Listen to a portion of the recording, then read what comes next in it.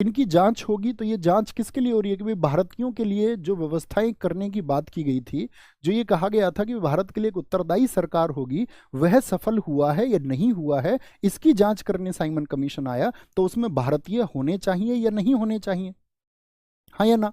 लेकिन इन्होंने क्या है, किसी भी भारतीय को नहीं रखा। इसमें 7 सदस्य थे, सारे के सारे अंग्रेज थे। इसीलिए जब हम हिस्ट्री को पढ़ेंगे तब हम जानेंगे इसको कि इसको व्हाइट मैन कमीशन कहा गया। क्या बोला गया इसको? White commission. इसका बहुत विरोध हुआ, बहुत विरोध हुआ। तो किस किसने सबसे प्रमुख विरोध, जान किसकी चली गई थी? आप क्या जानते हैं इतिहास में, जरा बताएं मुझे, किसकी जान यहां पर चली गई थी? क्या बोलेंगे आप? भैया यहां पे लाला लाजपत राय जी की जान चली गई थी। क्या बोला मैंने? गठन हुआ इसका, इसका साइमन कमीशन का, यहीं पे लिख लीजिए। और साइमन कमीशन की जो रिपोर्ट आई, वो रिपोर्ट आई थी 1928 में। और इस रिपोर्ट को कहां पर भेजा गया था? जो राउंड टेबल कॉन्फ्रेंस होते थे, गोलमेज सम्मेलन। कितने गोलमेज सम्मेलन होते थे भैया? बहुत होते थे। लेकिन भारतीय इतिहास के मामले में हम जानते हैं आपका कि 3 गोलमेज सम्मेलन इतिहास के लिए बहुत इंपॉर्टेंट है, 1930, 1931 और 1932। ओहो, तो जो ये गोलमेज सम्मेलन लंदन में आयोजित होते थे, इनका अध्यक्ष होता था, ये सब इतिहास का विषय है कि इनका अध्यक्ष ब्रिटेन का प्रधानमंत्री होता था। उस समय रैमजे मैकडोनल्ड ब्रिटेन का प्रधानमंत्री था। तो यहां पर जो चर्चा हुई थी वो किस पे हुई थी? साइमन आयोग ने जो रिपोर्ट दी, साइमन आयोग ने रिपोर्ट दी तो गोलमेज सम्मेलन में सभी को यहां पर आमंत्रित किया गया। जैसे बाबा साहब भीमराव अंबेडकर जी ने तीनों में भाग लिया, तेज प्रताप सप्रू तीनों में गए थे, RM जयकर तीनों में गए थे, ठीक है। लेकिन कांग्रेस किस में गई थी? सिर्फ कांग्रेस गई थी दूसरे में। कांग्रेस को मनाया था इरविन ने कि भाई दूसरे गोलमेज सम्मेलन में तुमको भाग लेना है, तो कांग्रेस यहां पर गई थी। तो चर्चा किस पर होती थी? साइमन आयोग की रिपोर्ट पर, ठीक है। मैंने बोला कि इसमें जो जान चली गई, जब साइमन का विरोध हो रहा था, तो क्या अंग्रेज सरकार ने अपनी रिपोर्ट रोक दी थी? उन पर कोई प्रभाव ही नहीं पड़ा। 1928 में लाला लाजपत राय जी की मौत हो गई, लाठी चार्ज हुआ था यहाँ पे पंजाब में। किसकी मौत हुई थी? लाला जी की। अब देखो इतनी सी बात समझना, लाला जी की मौत का बदला लिया गया या नहीं? 7 नवंबर 1928 को लाला जी की मौत हुई। वहां पे आपका सुपरिटेंडेंट ऑफ पुलिस हुआ करता था, अगर हम बात करें सुपरिटेंडेंट ऑफ पुलिस, उसका नाम था आपका क्या? स्कॉट। और assistant superintendent of police, ASP, police का पद है, ASP जो हुआ करता था वो सैंडर्स होता था। स्कॉट के कहने पर सैंडर्स ने लाठियां बांधी। 7 नवंबर 1928 को अस्पताल में भर्ती हुए लाला जी की मौत हो गई। वहीं पे आपका उसी भीड़ में भगत सिंह भी मौजूद थे, नेहरू जी भी मौजूद थे। उन्होंने वहां पे एक प्रण ले लिया कि इनकी मौत का बदला लेंगे। 1 महीने बाद निश्चित 7 दिसंबर 1928 को सैंडर्स की हत्या कर दी गई। 1928 की कुछ घटनाएं मैं आपको बता रहा हूं, देखो उनका क्या प्रभाव पड़ेगा। अच्छा, एक नेहरू रिपोर्ट आई थी, आप सबको याद हो, नेहरू रिपोर्ट, जिसको मोतीलाल नेहरू जी, जो आपका जवाहरलाल नेहरू के पिताजी थे, कब आई थी नेहरू रिपोर्ट? 15 अगस्त 1928 को लिखी गई थी। ये भी 1928 की एक घटना है, क्योंकि ब्रिटिशियर्स ने भारतीयों को चैलेंज कर दिया। उन्होंने कह दिया कि भाई तुम अपना संविधान नहीं बना सकते, तुम अपने रूल्स नहीं बना सकते। तो ये एक चैलेंज के रूप में आई थी कि नहीं, हम अपने अधिकार लिख सकते हैं। लेकिन मुस्लिम लीग क्या था, उसने नेहरू रिपोर्ट को अस्वीकार कर दिया। और जिन्ना ने बोला कि भाई इसमें तो मुस्लिमों के हित सुरक्षित है ही नहीं। तो यहाँ पे एक जिन्ना ने भी रिपोर्ट दी थी, जिसमें 14 बिंदु थे। जिन्ना का 14 सूत्री फॉर्मूला जिसको हम कहते हैं, उसमें कितने 14 पॉइंट्स वो भी लेके आए अपने। तो कुल मिला के यहां पे याद रख लेना, इन 3 चीजों की बात हम कर रहे हैं। एक तो साइमन आयोग की जो रिपोर्ट है, एक जो नेहरू रिपोर्ट है, और एक जो जिन्ना रिपोर्ट है। इन तीनों को ब्रिटिश सरकार ने देखा। इन तीनों पर चर्चा कहां पर हुई? तीनों पर चर्चा हुई गोलमेज सम्मेलन में, ठीक है। किस पे? आपका साइमन वाली घटना पे। साइमन कमीशन ने जो रिपोर्ट दी, नेहरू रिपोर्ट में जो आपका कांग्रेस ने लिखा, ठीक है, और साथ में जिन्ना रिपोर्ट के जो 14 सूत्री फॉर्मूला जिन्ना का था, इन तीनों पर कलेक्टिवली एक डिबेट हुई। कहां पर? गोलमेज सम्मेलन में इन पे विचार किया गया। और इन पे विचार करने के बाद में, यहां रख लेना, इन पे विचार करने के बाद में 1933 में व्हाइट पेपर जारी हुआ। एक क्या हुआ 1933 में? एक श्वेत पत्र। ब्रिटिश सरकार का ऑफिशियल जो डॉक्यूमेंट है वो कौन सा है? White paper. हमेशा क्या बोलेंगे?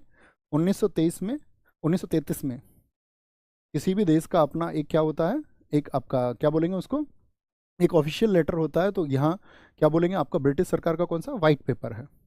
तो वाइट पेपर जारी हुआ और वाइट पेपर के जरिए ही आपका नया एक्ट आया, जिसको हम बोलते हैं, बड़ी छोटी छोटी चीजें उसमें हैं, 1935 का,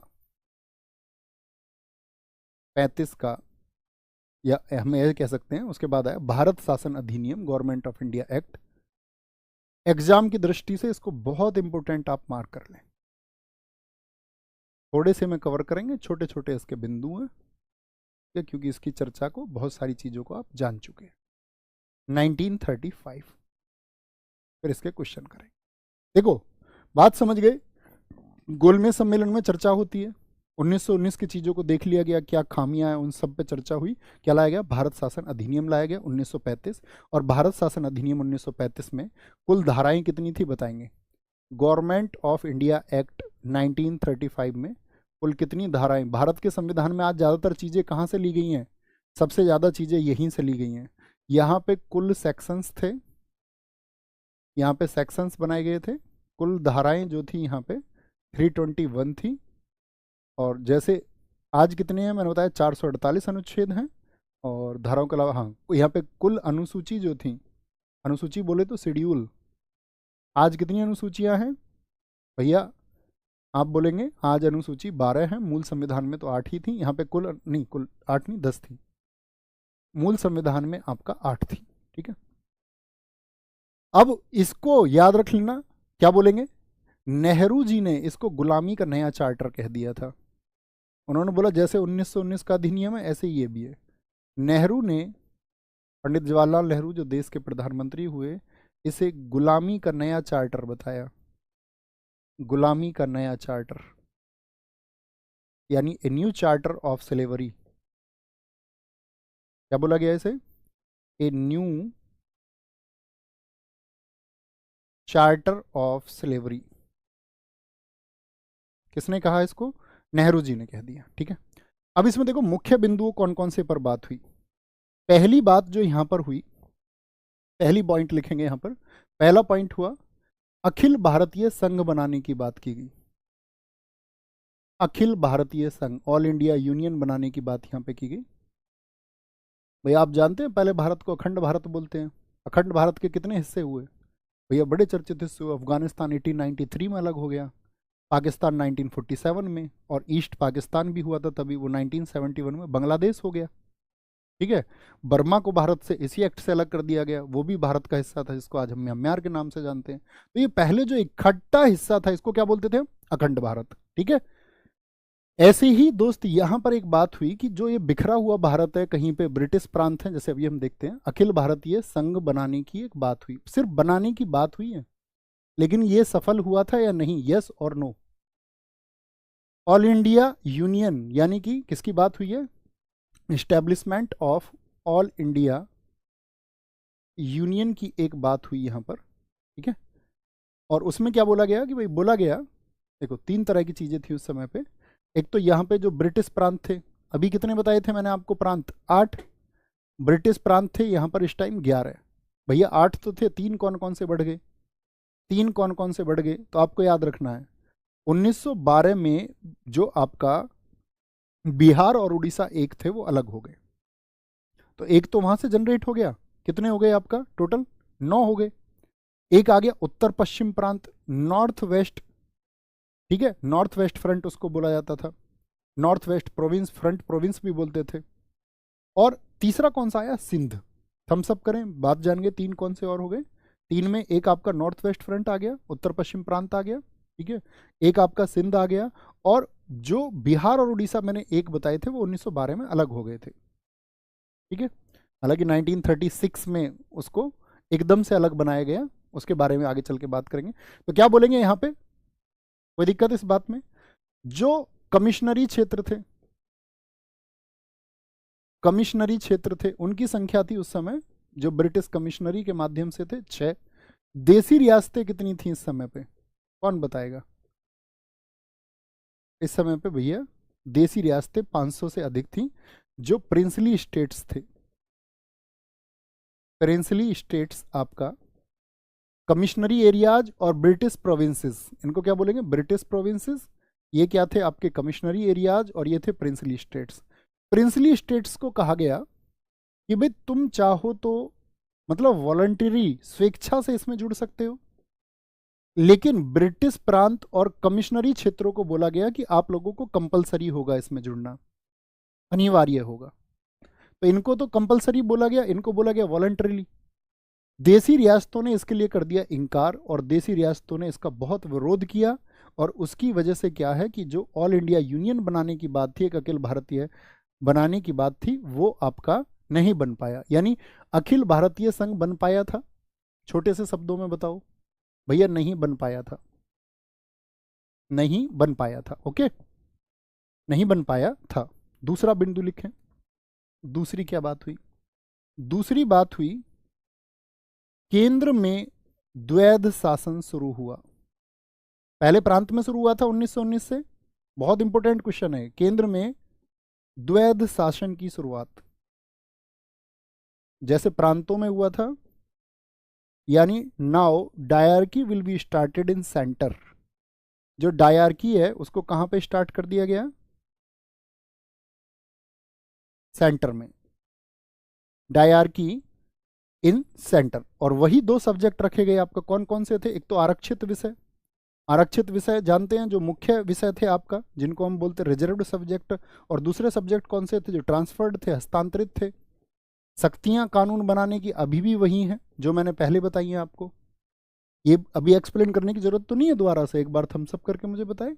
जी भैया, आरक्षित विषय में मुख्य विषय वित्त, भू राजस्व जैसे विषय, न्याय प्रशासन जैसे विषय, जिसमें गवर्नर जनरल और उसके एग्जीक्यूटिव कानून बनाएगी, लेकिन रिस्पॉन्सिबल नहीं रखा गया था व्यवस्थापिका के प्रति, नॉट रिस्पॉन्सिबल टू लेजिस्लेचर। लेकिन यहाँ पे भारत मंत्री जिसमें शामिल था ट्रांसफर्ड में, इसमें छोटे विषयों को रखा गया, छोटे विषयों को रखा गया।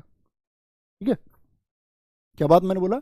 अखिल भारतीय संघ बनाने की बात की गई, लेकिन अखिल भारतीय संघ जो है वो सफल नहीं हो पाया।